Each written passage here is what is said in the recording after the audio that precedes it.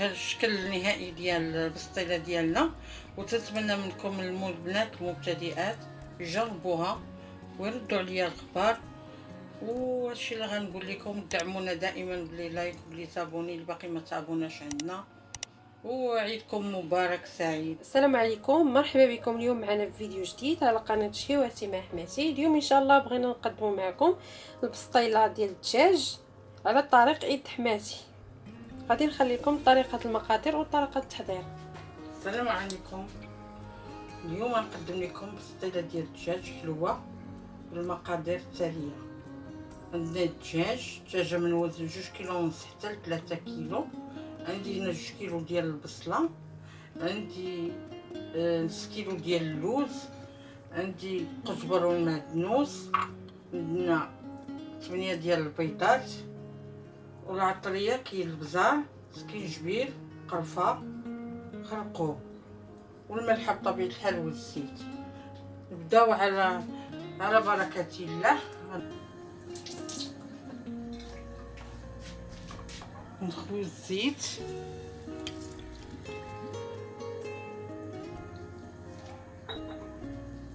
نديرو العطريه، نديرو البزار، معلقه ديال البزار. البزار تيكون كثر من السكينجبير. نديرو السكينجبير معلقه، نديرو قرفه معلقه، معلقه عامره صغيره، نديرو الخرقوم،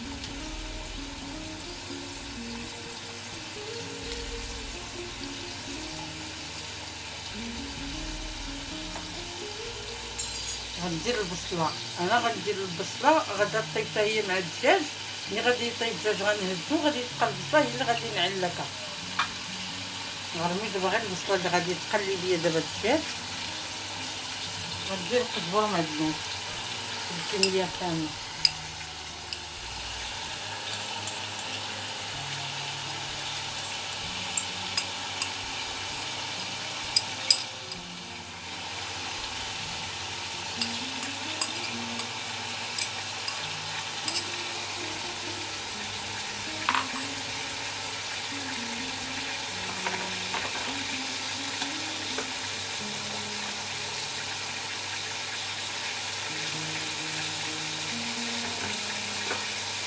ودامة ديال الزعفران،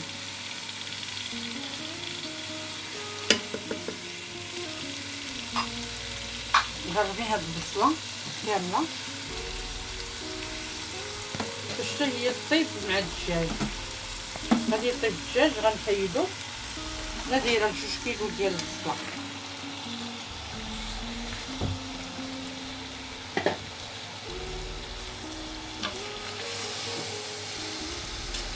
كنحركها باش تشرب شويه ديال الريحانه.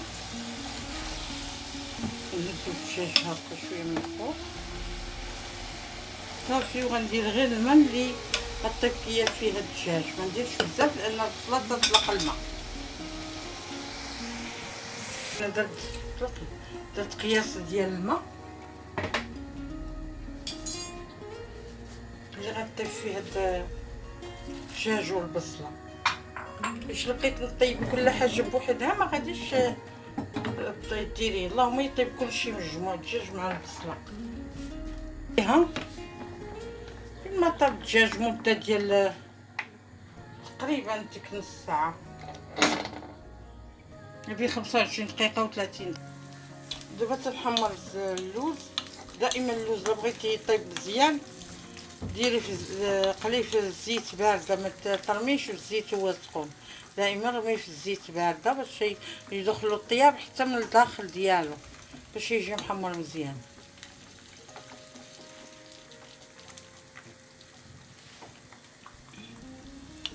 هاد اللوز غادي يطيب، غادي نهار نديرو نطحنو مهرمش، نخلط مع السكر كلاصي والقرفه.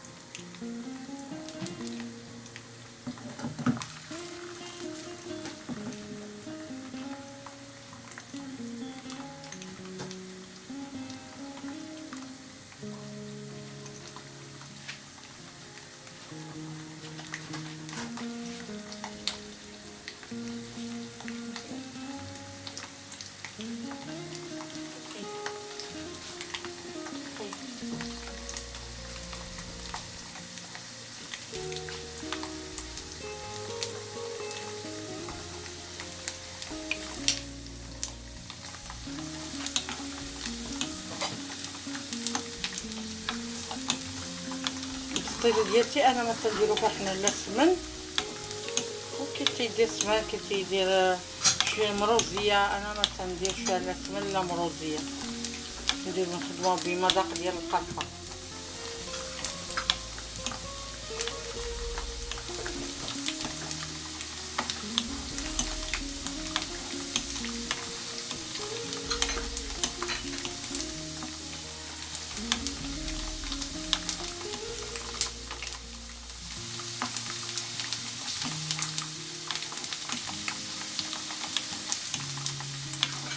وتنشكركم بزاف على الدعم وعلى الاستضافه ديالكم، انا كاينه ديما داخله لبيوتكم. والله يوفق الجميع وعيد مبارك سعيد.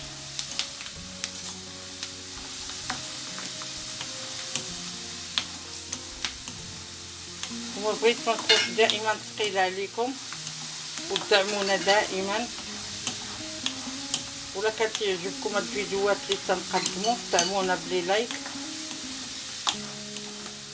واللي باقي ما تابوناش يتابونا عندنا. وشكرا لكم جميعا.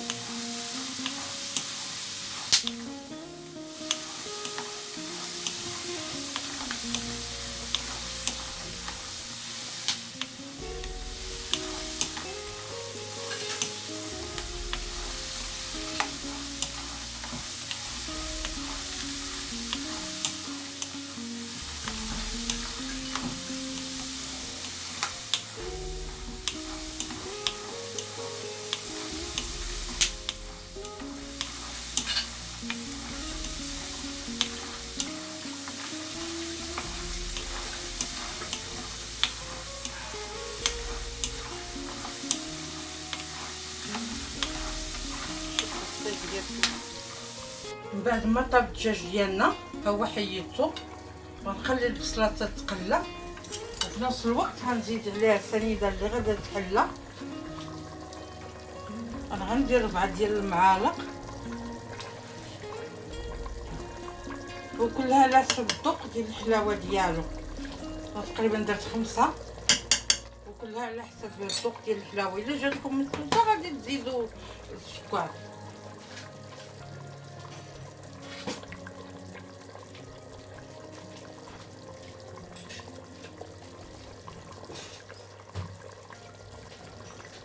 دابا غتبقى هكا الكوكوط تتقلى. ملي غادا طيب، ملي غتقلى مزيان شفنا هاد الماء، راه غادي نرجع معاكم. دابا غنمشي نطحن اللوز. هذا هو اللوز بعد ما حمرته، بعد ما تحمر تقلى هو هذا. دابا غنمشي نطحنو، وفي نفس الوقت تناخدو الدجاج وتنفرتوه وتطيب البصله، وغادي نزيد الخليط مع بعضياته تلاقى. دابا زدت بعد ما طحنت اللوز هرمشتو، غنزيد عليه معلقه ديال سكر كلاصي، وغندير معاه شويه ديال القرفه. خصو تا هو يكون منسم، ما يكونش غير هكاك بلا تنسيمه. تقريبا شي معلقه صغيره صافي، وغادي نخلطو. دابا اللوز ديالنا ها هو واجد، الدجاج تا هو واجد. وصلنا على الكوكوط ديالي تتقلى شويه، وانا معاكم ملي غنبغي نطوي الورقه ونجمعها. نبغي نطيب البيض بالطريقه اللي تدير فيه، انا ما تنديروش مع البصله، تنطيبو بوحدو. تناخد شويه ديال ديك المريقه اللي تتقطر من البصله، خاصها تجي ناشفه، ما خاصهاش تجي فيها الماء باش ما تفزكش لينا الورقه. ضروري خاصها تنشف مزيان. هو هذا اللوز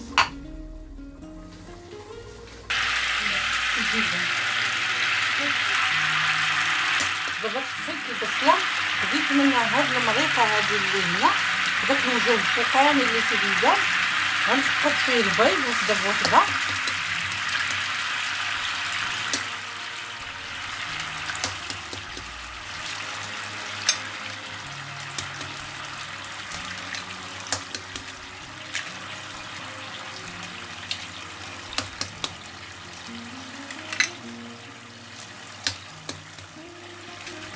هاد البيض اللي عندي درت انا 7 ديال البيضات، 8 ديال البيضات عفوا.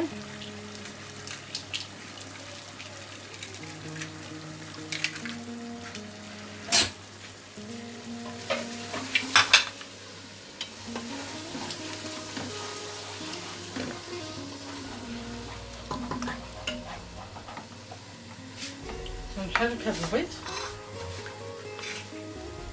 علاش ندير هذيك المريقه؟ خصو باش حتى هو ياخذ اللذه ديال اللقامه والعطريه اللي في طيب فيها البصله وطيب فيها الدجاج. باش الا درتو مع البصله غادي يزيد ثاني يحرحرها وما الجا ما يبسها، قلاها لينا.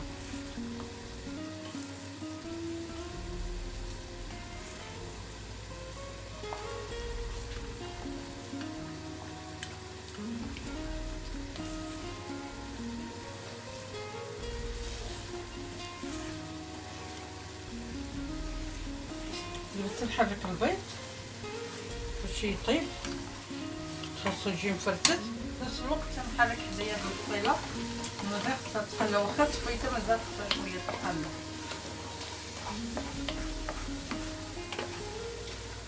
كتنشف شي الا ما نشفاتش ما تقليش لينا، تتلزق لنا الورقه.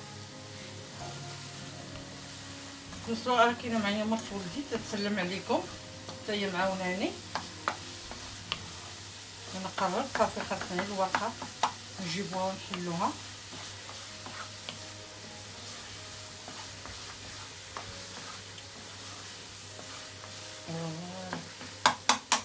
البيض ديالنا ها هو وجد، خلينا ينشف شويه من داك الماء.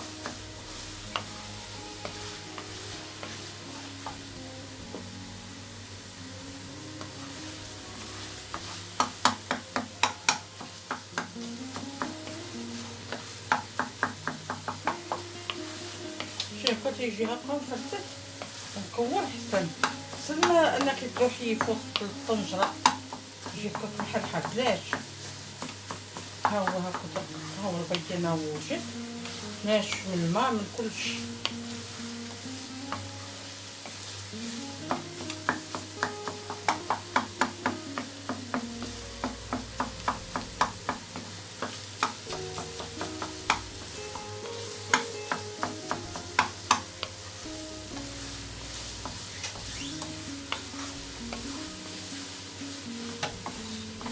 صافي البيض ديالنا هو الفلفلي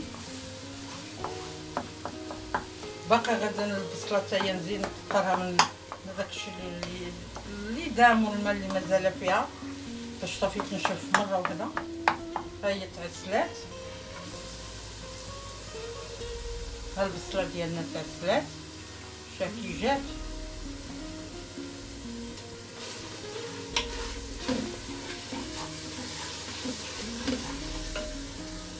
نحيدو هادي كدا البصله ديالنا نشفات. ها هي غنزيد معاها البيض، نزيد معاها دابا البيض. دابا غنزيدو البيض على ديك البصله باش تنسجم مع بعضياتها.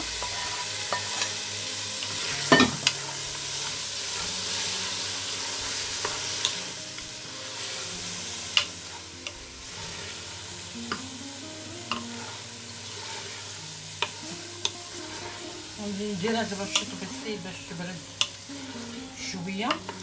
لما سرحت الورقه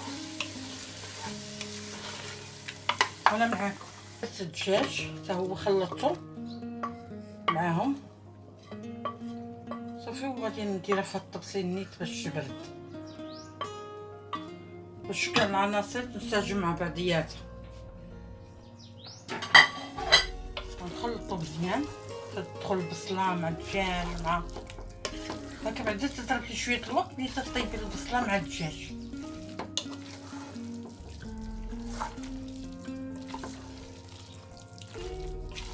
صافي دابا خصها غير تندير حتى شويه باش ما تقطعش ليا الورق. دائما نخدموا بالحشوه تكون بارده، هاد الحشوه خاصها تكون بارده.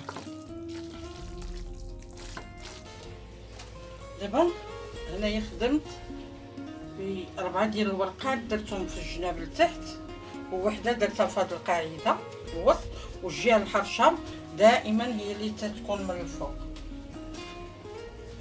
ناخذ الزبده الزيت عفوا هي اللي تنديرو. علاش رجعنا نديرو الزيت؟ باش الزيت يخلي لنا الورقه مقرمشه، ما تيخليهاش ديك الورقه تجي مرخيه.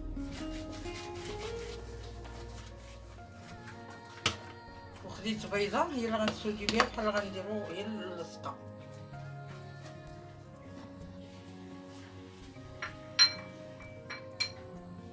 ناخذ الدجاج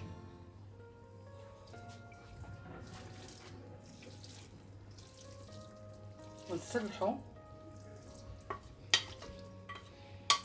خديت الدجاج تنسلحو، دائما تنغلبو الجوانب باش الناس تاكل دائما من الجانب، ما تاكلش من الوسط بزاف.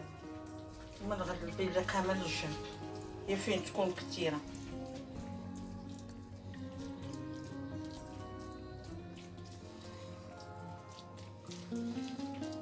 في وقت الوقت حتى الفران شاعلين وتيسخن.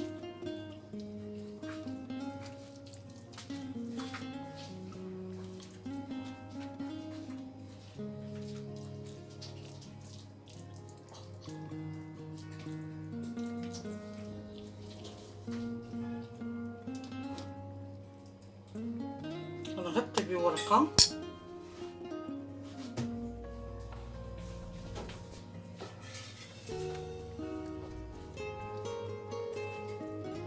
غندهن بالزيت.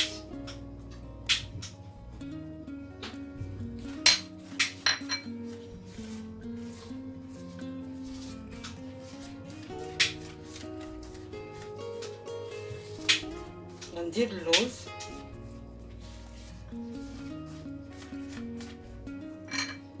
هاد اللوز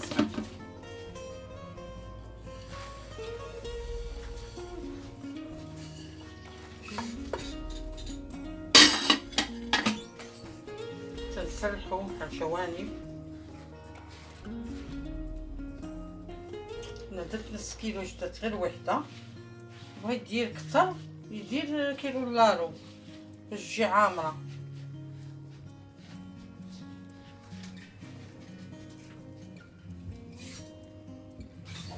دابا غنبدا نرجع الورقه ديالنا هاكا بهذا الشكل.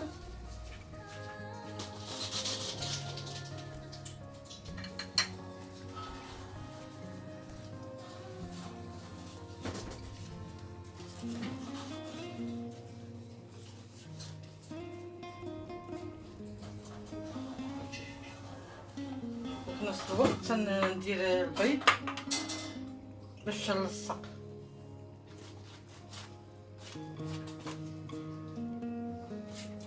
اللي تيلصق بالسطيله هو البيض ديالها.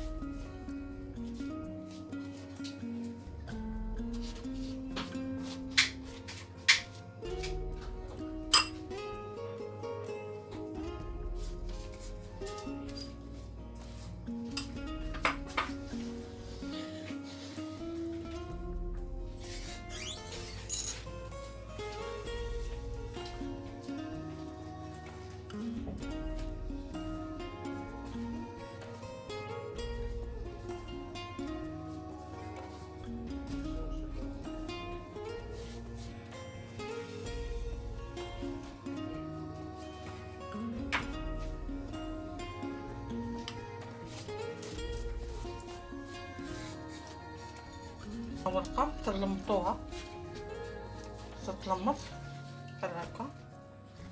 وناخذ الورقه الثانيه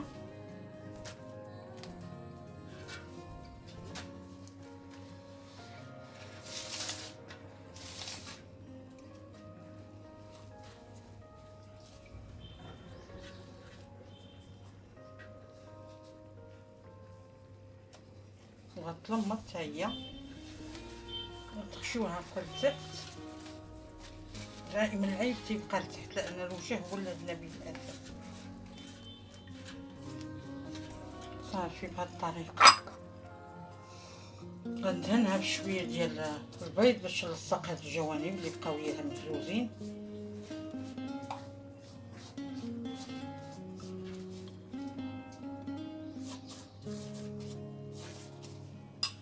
وغادي ندهنها بالزيت، نزيد ثاني ندهنها بشويه ديال الزيت باش نفتحوا الورقه.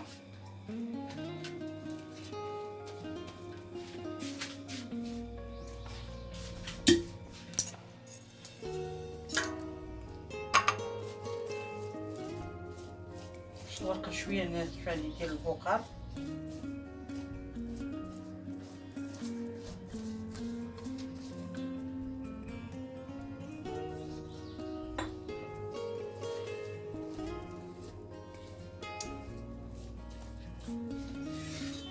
بالزيت دهنتها بالزيت وزدت ليها الثقوب بالفرشيط باش خاصها باش تنفس باش الورقه ما تفركعش لينا. ونديروها في الفران نتلاقى معكم في الشكل النهائي ديالها.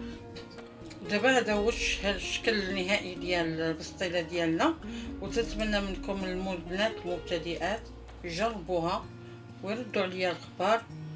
وهادشي اللي غنقول لكم، دعمونا دائما بلي لايك وبلي تابوني اللي باقي ما تابوناش عندنا. وعيدكم مبارك سعيد والسلام عليكم.